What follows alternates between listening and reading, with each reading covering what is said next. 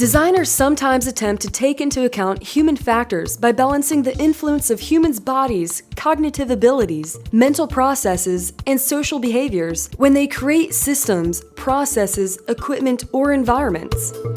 However, they don't always hit the mark. In our daily lives, we can find many designs that can lead to error. Take a look at this door.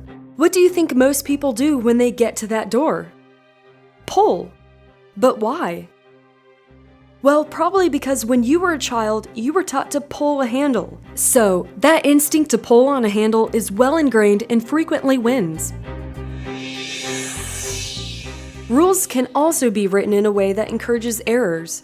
Sometimes rules aren't convenient and tend to be confusing. Sometimes they're not thought out completely. And, well, humans take shortcuts.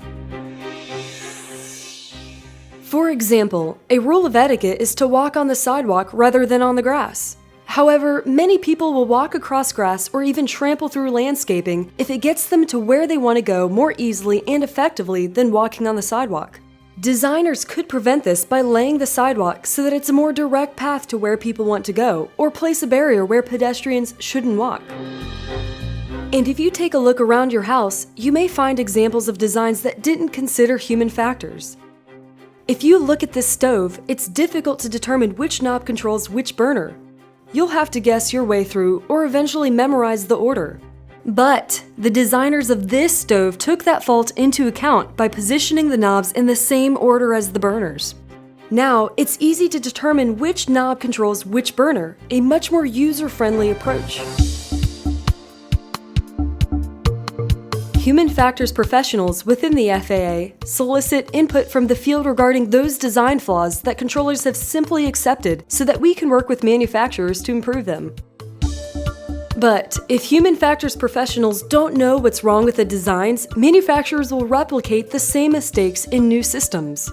When we receive feedback from controllers on the equipment designs that are less than ideal, we can include them as improvements for future systems or software.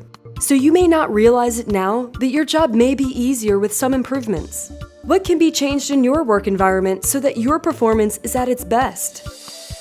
This link to an online forum will provide you with a way to let the human factors engineers working on your next system or the next modification to your existing system know what your concerns are. We try to incorporate your feedback into the design hardware and software. Visit the Office of Human Factors on FAA.gov.